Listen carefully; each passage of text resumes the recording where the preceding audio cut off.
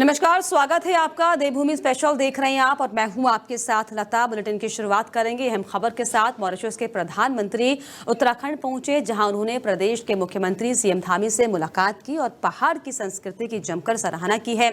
इस दौरान सीएम धामी ने कहा कि उनकी यात्रा निश्चित ही भारत और मॉरिशस के मध्य सांस्कृतिक संबंधों को और ज्यादा प्रगाढ़ करेगी, सुदृढ़ बनाएगी। इस अवसर पर उन्हें चारधाम का प्रसाद भी उन्होंने उनको दिया, सौंपा, भेंट किया और प्रदेश के umbrella brand house of Himalayas के उत्पाद स्मृति भी भेंट की है। साथ ही साथ मॉरिशस के प्रधानमंत्री डॉक्टर नवीन चंद्र रामगुलाम का उत्तराखंड पहुंचने पर महिलाओं ने पारंपरिक स्वागत गीत गाकर और माथे पर टीका लगाकर उनका स्वागत किया है। इस दौरान उन्होंने तुलसी की माला उन्हें भेंट की है। प्रधानमंत्री और उनकी पत्नी वीणा रामगोपाल ऋषिकेश के सुंदर नजारे देखकर मंत्रमुग्ध दिखाई पड़े। तो मॉरिशस के पीएम ने पहाड़ की संस्कृति की सराहना की है और आपको बता दें कि पहाड़ी संस्कृति, पहाड़ी संस्कारों के साथ उनका वेलकम किया गया। जॉलीग्रांट एयरपोर्ट पे सीएम पुष्कर सिंह धामी ने उनसे मुलाकात की है और इससे साफ तौर पर ये कयास लग रहे हैं कि अब भारत और न सिर्फ उत्तराखंड बल्कि भारत और मॉरिशस के संबंध और ज़्यादा प्रगाढ़ होंगे। तो इस दौरान सीएम पुष्कर सिंह धामी ने उन्हें चारधाम का प्रसाद भी भेंट किया और जिसके बाद मॉरिशस के प्रधानमंत्री ने भारत की संस्कृति के साथ साथ उत्तराखंड की भी संस्कृति और परंपरा का सम्मान करते हुए, उसका स्वागत करते हुए प्रदेशवासियों की मंगल कामना भी की है। और इसके अलावा मंत्रमुग्ध प्रधानमंत्री और उनकी पत्नी जो कि उत्तराखंड पहुंचे वो दिखाई पड़े हैं। और इस पर ज़्यादा जानकारी के लिए ब्यूरो चीफ मोहित जुड़ गए मेरे साथ हरिद्वार से। मोहित, जिस तरीके से मॉरिशस के पीएम उत्तराखंड पहुंचे, पहाड़ की संस्कृति की उन्होंने जमकर सराहना की है, अभी क्या अपडेट मिल रही है उनको लेकर? क्या वो उत्तराखंड में है या फिर लौट चुके हैं? क्या कुछ कार्यक्रम है उनको लेकर? अब देखिए, मॉरिशस के पीएम इस ऐसे मौके पर पहुंचे हैं जब चारधाम यात्रा दोबारा से एक बार फिर से शुरू की गई है। और आपको बता दें कि मुख्यमंत्री धामी ने उन्हें प्रसाद, जो चारधाम का प्रसाद है, पवित्र प्रसाद, वो भेंट किया, जिसे पाकर उनके मन में प्रफुल्लित हैं। अभी एक उत्साह देख रहे हैं और शाम को संभवतः जो सूत्र बता रहे हैं, सूत्रों की जो जानकारी है उसमें यह निकल के आ रहा है कि शाम को गंगा आरती ऋषिकेश पर वो लोग उसमें शामिल हो सकते हैं। शाम को गंगा आरती में शामिल वो होंगे। तो किस तरीके से अब मुलाकात हो रही है? मुलाकात के दौरान किस तरह की बातचीत हो रही है? हालांकि सीएम पुष्कर सिंह धामी ने यह बयान दिया है कि अब संभवतः, हालांकि संबंध पहले से ही बेहतर है, लेकिन इस मुलाकात के बाद दोनों देशों के बीच में संबंध और ज्यादा बेहतर होंगे। जी देखिए, अभी जो जानकारी निकल के सामने आई थी, धामी जी ने साफ साफ बताया, मुख्यमंत्री धामी ने भी, कि जो उत्तराखंड के जो उत्पाद है, जो बने हुए जो यहाँ के उत्पाद हैं, वो भी उनके इंपोर्ट एक्सपोर्ट को लेकर के भी बातचीत है और तमाम तरह के कयास और भी लगाए जा रहे हैं। वाकई इंपोर्ट एक्सपोर्ट और साथ ही साथ क्योंकि उत्तराखंड पर्यटन स्थल है और ऐसे में पर्यटन के लिहाज से भी जाहिर तौर पर ये समझा जाए कि खास बातचीत और बेहतर बातचीत दोनों ही नेताओं के बीच में, प्रधानमंत्री और मुख्यमंत्री के बीच में हुई होगी। बहुत बहुत शुक्रिया आपका मोहित, तमाम जानकारी के लिए, तमाम बातचीत के लिए।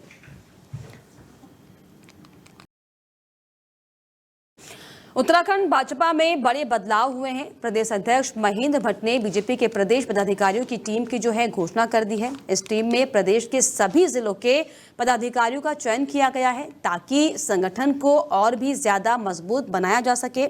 ये नियुक्तियां बीजेपी के राष्ट्रीय अध्यक्ष जेपी नड्डा की सहमति के बाद की गई, जिससे पार्टी के संगठनात्मक ढांचे को एक नई दिशा मिलेगी। हरिद्वार की जिम्मेदारी अब प्रदेश उपाध्यक्ष स्वामी यतीश स्वानंद जी को सौंपी गई है, जो कि पार्टी के लिए एक बड़ा संकेत माना जा रहा है। महेंद्र भट्ट ने नवनियुक्त पदाधिकारियों को हार्दिक बधाई देते हुए कहा कि ये लोग प्रदेश में पार्टी की मजबूती और आगामी चुनाव की तैयारियों में अहम भूमिका निभाएंगे। वहीं बीजेपी उत्तराखंड में अपनी पकड़ और ज्यादा बढ़ाने के लिए पूरी ताकत से जुट गई है और ये नई टीम इसका पहला कदम है।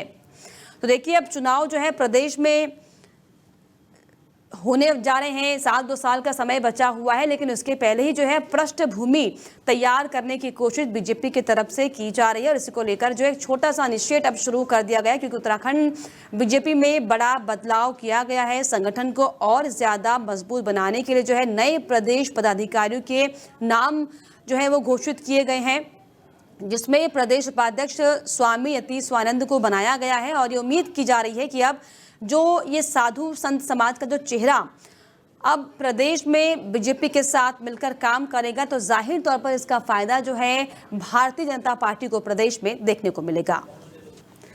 तो कई नए पदाधिकारियों को नियुक्त किया गया है। उत्तराखंड बीजेपी में जो है बड़े बदलाव है। इसी पर ज्यादा जानकारी के लिए उत्तराखंड से हमारे ब्यूरो चीफ मोहित मेरे साथ जुड़ गए। मोहित, जिस तरीके से अब 2027 में उत्तराखंड में चुनाव होने हैं, साफ समझा जाए कि अब जो है बीजेपी ने अपनी रणनीति को धार देना शुरू कर दिया, क्योंकि अब संगठन की मजबूती पर साफ तौर पर काम हो रहा है। जी देखिए, जिस तरह से आज पदाधिकारियों की सूची जारी हुई है उसमें जो लोकल के जो लोग हैं, जो स्थानीय नेता हैं, उन लोगों को ज्यादा तवज्जो दी गई है। जो कार्यकर्ता हैं, अकेले अगर बात की जाए कुमाऊं से, तो कुमाऊं से ही अकेले 6 दायित्व वहां पर दिए गए हैं। और हरिद्वार से सबसे बड़ी बात है कि 2027 में कुंभ का आयोजन होना है, उसको देखते हुए महंत यति नरसिंहानंद जी को भी, जो सरस्वती हैं, जो पूर्व विधायक भी थे, उनको यहाँ पर दायित्व दिया गया और उनके वेद स्थित आश्रम पे लोगों की भीड़ जमा है बधाई देने के लिए। बिल्कुल, हालांकि लोगों की भीड़ जमा है, लेकिन मोहित अगर हम जिक्र करें अभी हाल ही में जो चुनाव उत्तराखंड में होते हैं 2022 में, उस समय में जो हरिद्वार से जो साधु संत समाज से अपना प्रत्याशी को उठाने की बात लगातार कर रहे थे, और अब क्योंकि चुनाव फिर से नजदीक है और अर्धकुंभ भी होने जा रहा है, क्या ऐसे में इसीलिए सोच समझ कर डिसीजन लिया गया? जी बिल्कुल, इन्हीं सभी चीजों को ध्यान में रखते हुए पार्टी ने एक बड़ी जिम्मेदारी जो दी है, उसमें स्थानीय और साधु संतों के जो 2022 के चुनाव में जो साधु संतों का जो एक प्रत्याशी उठाने का जो उनका दौर था कि हम लोग अपना प्रत्याशी यहाँ से धर्म नगरी हम लोग अपना प्रत्याशी बनाएंगे, उसी को देखते एक बार फिर से पार्टी ने यहाँ पर दायित्व दिए हैं। बिल्कुल, हालांकि पूरे प्रदेश में जो है किन किन पदाधिकारियों को जो है जिम्मेदारी मिली है, क्या कोई बड़े चेहरे इसमें शामिल? हालांकि हरिद्वार से जो है यतीश आनंद को मौका दिया गया है, ऐसे में क्या कुमाऊं, गढ़वाल, अन्य जगह से भी कोई विशेष चेहरा? जहां से पार्टी ने जहां पर दायित्वों की जिम्मेदारी है, वहां पर देखने में पहली बार ऐसा हुआ है कि स्थानीय नेता हैं, जो उनके स्थानीय पदाधिकारी कार्यकर्ता थे, जमीनी स्तर से जुड़े हुए, उन्हें बड़ी जिम्मेदारियां दी गई हैं और ये जिम्मेदारियां 2027 के चुनाव को देखते हुए ही दी गई। यानी कि कहीं ना कहीं समझा जाए कि जो धामी सरकार है किसी भी कीमत पर ये नहीं चाहती कि कोई भी नाराजगी हो किसी में, और स्थानीय जो चेहरे होते हैं, क्योंकि वो जाहिर तौर पर स्थानीय तौर पर काम करते हैं, तो उनकी जो पहचान है वो अलग लिहाज से होती है। इसका ख्याल रखा गया खासतौर पर, ये समझा जाए जी संगठन को मजबूत करने के लिए। संगठन को मजबूत करने के लिए स्थानीय लोगों को ज्यादातर इसमें जिम्मेदारी दी गई है। चलिए, बहुत शुक्रिया आपका मोहित, तमाम जानकारियों के लिए, तमाम बातचीत के लिए। तो आपको बता दें कि 2027 में जो है उत्तराखंड में चुनाव होने हैं, विधानसभा चुनाव, और इसी को देखते हुए जो है खास ध्यान साधु संत समाज का रखा गया है, क्योंकि अगर हम पिछले चुनाव की बात कर लें तो 2022 के विधानसभा चुनाव में किस तरीके से साधु समाज में नाराजगी देखने को मिली थी, ये दरअसल उसी का परिणाम है कि इस बार चुनाव से पहले ही जो है साधु समाज का खास ख्याल रखते हुए विशेष जिम्मेदारी जो है बीजेपी की तरफ से उन्हें दी गई है। चलिए आगे बढ़ेंगे। अगली खबर हल्द्वानी से है, जहां पर 2 भाइयों की जोड़ी नशे की तस्करी में पकड़ी गई है और उनका तरीका सुनते ही दिमाग जो है आपका हक्का बक्का हो जाएगा। जी हां, हल्द्वानी पुलिस ने एक ऐसे मामले का खुलासा किया है जो कि दिखता है कि शराब तस्करों की चाल कितनी परिष्कृत हो गई है। आरोपियों ने शराब छुपाने के लिए नया शातिर तरीका अपनाया। नीले ड्रमों को जमीन में गाड़ा पाया गया, ऊपर से चारपाई रख दी गई ताकि कोई भी शक ना करे, लेकिन पुलिस ने बेड के नीचे नीले ड्रमों को खोदकर जो है और जमीन उतारकर भारी मात्रा में अवैध शराब बरामद कर ली है।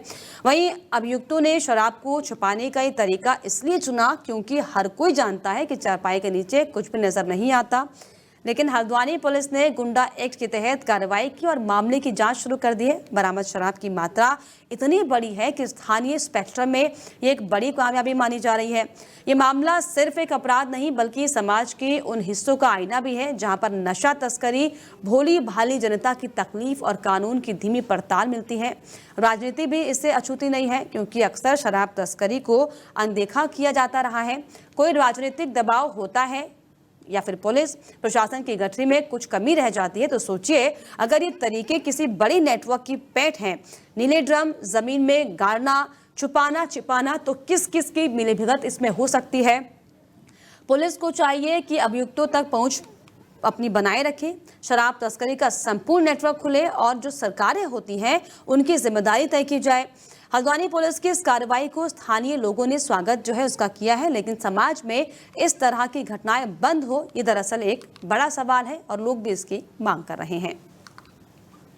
हरिद्वार से बड़ी सफलता की खबर सामने आ रही है, जिसमें मुख्यमंत्री पुष्कर सिंह धामी के निर्देश पर प्रदेश भर में अवैध फैक्ट्रियों पर जो है कार्रवाई के तहत सिडकुल थाना पुलिस ने डेंसो चौक गंगोत्री एनक्लेव फेज 3 में नकली शैंपू बनाने वाली फैक्ट्री का भंडाफोड़ किया है। पुलिस ने करीब 15 लाख रुपए कीमत का नकली शैंपू, 1350 लीटर कच्चा माल, 32 पेटियां, 800 खाली बोतलें और पैकिंग मशीन जो है वो जब्त की है। ये फैक्ट्री हिंदुस्तान यूनिलीवर के क्लिनिक प्लस और सेंसिल ब्रांड के नाम पर जो है काम कर रही थी। पुलिस ने गुप्त सूचना के आधार पर छापेमारी की और मौके से 3 आरोपियों हसीन अहमद, मोहसिन और शहबान को गिरफ्तार किया। एक आरोपी छत से कूदकर फरार हो गया, जिसकी तलाश पुलिस ने शुरू कर दी है। वहीं फैक्ट्री के मालिक ने कोई वैध लाइसेंस नहीं होने और बिना अनुमति के नकली शैंपू बनाने की बात स्वीकार की है। इस मामले में पुलिस ने कॉपीराइट एक्ट समेत कई धाराओं के तहत केस दर्ज कर जांच तेज कर दी है। हरिद्वार पुलिस इस बड़ी कार्रवाई को सफल मान रही है और भविष्य में भी इस तरह की अवैध गतिविधियों पर कड़ी कार्रवाई का आश्वासन दिया जा रहा है। वहीं लक्सर से एक महत्वपूर्ण स्वास्थ्य अभियान की जानकारी सामने आ रही है, जिसमें स्वास्थ्य विभाग की ओर से आगामी 17 सितंबर से 2 अक्टूबर तक स्वस्थ नारी सशक्त परिवार अभियान चलाया जाएगा। इस दौरान गर्भवती महिलाओं और किशोरियों को खून से जुड़े सभी जरूरी जांचें निःशुल्क की जाएंगी और उन्हें दवाइयां भी बांटी जाएंगी। लक्सर सीएचसी के प्रभारी डॉक्टर सैयद रफी अहमद ने बताया कि यह अभियान कुल 14 दिन तक चलेगा और इस दौरान 27 सितंबर को लक्सर सीएचसी में एक बड़ा स्वास्थ्य कैंप भी आयोजित किया जाएगा। इस कैंप में ब्लड कैंप, दिव्यांग सर्टिफिकेट बनाने की सुविधा के साथ ही विशेषज्ञ चिकित्सकों की टीम मरीजों की जांच करेगी और उन्होंने ये भी बताया कि इस अभियान की तैयारियां जोरों शोरों से चल रही हैं। आंगनवाड़ी कार्यकर्ता और आशा वर्कर्स के माध्यम से सभी लोगों तक इस अभियान की जानकारी पहुंचाई जा रही है, ताकि ज्यादा से ज्यादा लाभार्थी जो है इसका लाभ उठा सकें। सितंबर से लेकर के 2 अक्टूबर तक स्वस्थ नारी सशक्त परिवार अभियान है, जो कि ये पूरे 14 दिन तक 2 हफ्ते तक चलेगा। ये पखवाड़ा है। इसमें ख़ास करके गर्भवतियाँ और किशोरियों पर कि उनकी खून की जांच और साथ ही साथ दूसरी जांचें भी हैं। इसमें जांच के अंदर जो निकल के आता है कि अगर ज़्यादा खून की कमी है तो उनको खून चढ़वाना या इंजेक्शन के द्वारा या टैबलेट के द्वारा उसका ट्रीटमेंट करना। दूसरी बात यह कि इसमें क्रम में हर ब्लॉक में, जैसे हमारे यहाँ 27 को एक वृद्ध पैमाने पे एक कैंप का आयोजन है सामुदायिक स्वास्थ्य केंद्र पे, जिसमें कि ज़्यादातर विशेषज्ञ आएंगे। यहाँ पर सबका की ओपीडी, उनकी जांचें, उनके खून की जांचें, दवाइयाँ का वितरण। सितंबर अगली खबर हरिद्वार से है, जहां पर जिलाधिकारी मयूर दीक्षित ने आज उपजिला चिकित्सालय रुड़की का औचक निरीक्षण किया। उनका मकसद था कि अस्पताल में आने वाले हर मरीज को बेहतर स्वास्थ्य सुविधाएं मिल सके और उन्हें किसी भी प्रकार की परेशानी का सामना ना करना पड़े। निरीक्षण के दौरान जिलाधिकारी ने trauma centre, blood bank, ICU, महिला और पुरुष वार्ड सहित अस्पताल के कई हिस्सों का बारीकी से जायजा लिया। उन्होंने पाया कि अस्पताल की सिटी स्कैन मशीन खराब है, जिस पर तुरंत इसे बदलने के निर्देश मुख्य चिकित्सा अधीक्षक को दिए। साथ ही साथ कई कमरों में हो रही सीलन पर जिलाधिकारी ने कड़ी नाराजगी जताई है और सभी कमरों की मरम्मत तत्काल करने के आदेश दिए हैं। अस्पताल में साफ सफाई की भी स्थिति ठीक नहीं देखी गई, जिसके लिए उन्होंने चिकित्सा अधीक्षक और सफाई कर्मचारियों को सख्त हिदायत दी कि सफाई का विशेष ध्यान रखा जाए ताकि मरीजों को कोई असुविधा ना हो। इसके अलावा जिलाधिकारी ने साफ कह दिया कि मुख्यमंत्री पुष्कर सिंह धामी की प्राथमिकता है कि अस्पताल में आने वाले मरीजों को बिना किसी रुकावट के बेहतर स्वास्थ्य सेवाएं मिले।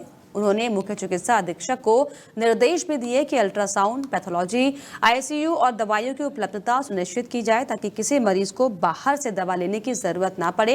इसके अलावा खराब मशीनों के लिए नए उपकरण मंगवाने और स्टाफ की कमी होने पर शासन को पत्र भेजने के भी आदेश दिए गए हैं। नए ब्लड बैंक भवन के निरीक्षण के दौरान जिलाधिकारी ने संबंधित संस्थाओं से जल्द कर्फ्यू कार्य पूरा करने और जीर्ण शीर्ण भवनों के ध्वस्तीकरण का भी निर्देश दिया। उन्होंने स्पष्ट कहा कि स्वास्थ्य सेवाओं को बेहतर बनाने के लिए धन की कोई कमी नहीं होने दी जाएगी। निरीक्षण के दौरान ज्वाइंट मजिस्ट्रेट दीपक सेठ, मुख्य चिकित्सा अधीक्षक AK मिश्रा, ब्लड बैंक प्रभारी रजत सैनी, तहसीलदार विकास अवस्थी समेत कई डॉक्टर और कर्मचारी इस दौरान मौजूद रहे। कि इसमें हमारे माननीय मुख्यमंत्री जी के निर्देश हैं कि समस्त राजकीय अस्पतालों का लगातार निरीक्षण करते रहें। इसी क्रम में 2 दिन पहले रात को हमने सभी CHCs का निरीक्षण किया था, औचक निरीक्षण। आज यहाँ पर हमने सिविल अस्पताल का निरीक्षण किया है। ऑल्दो यहाँ पर कुछ अभी व्यवस्थाएं और बेहतर करने की स्कोप है, जैसे इमरजेंसी सर्विसेज में कुछ अभी सुविधाएं और बढ़ाने की ज़रूरत है। कुछ बिल्डिंग की स्थिति में भी कई जगह सीलन आदि की प्रॉब्लम है, साफ सफाई के इशूज़ हैं, जिसके लिए डायरेक्शन दिए गए हैं। ICU एक बड़ा यहाँ पर इशू था, लेकिन अभी हमने ICU का निरीक्षण किया जो कि शुरू कर दिया गया है। ब्लड बैंक की भी निरीक्षण किया गया, सफिशिएंट क्वांटिटी में ब्लड अब सभी जगह का अवेलेबल है। CT स्कैन के लिए भी यहाँ पर एक जो मशीन है वो ख़राब थी, लेकिन जल्दी ही बताया गया कि CT स्कैन की नई मशीन भी आएगी, तो वो सुविधा भी हमारी शुरू हो जाएगी। और भी यहाँ पे कई ऐसे जो टास्क हैं, जैसे कि अच्छे से सर्जरी हो यहीं पे लोगों के, अल्ट्रासाउंड यहाँ पर हमने शुरू करा दिया, 3 दिन यहाँ पर अल्ट्रासाउंड हो रहा है। और पैथोलॉजी की लैब है, एक्सरे है, सारी सुविधाएं हम कोशिश कर रहे हैं कि यहीं पे लोगों को मिल जाए। कम रेट्स हैं और सब लोगों को बाहर की दवाइयाँ बिल्कुल भी यूज़ ना करनी पड़े, सारी सुविधाएं इसी कैंपस में मिल जाए, इसी के बारे में चर्चा की। डॉक्टरों की काफ़ी कमी है, चाहे CHC में हो, चाहे सिविल हॉस्पिटल में हो, चाहे देहात क्षेत्र में कई हॉस्पिटल, तो उनकी स्टाफिंग जो है, हमारे वार्ड बॉय, स्टाफ नर्स, उनकी कमी है। उसके लिए हमने ऊपर पत्र भेजा है, लगातार फॉलो कर रहे हैं।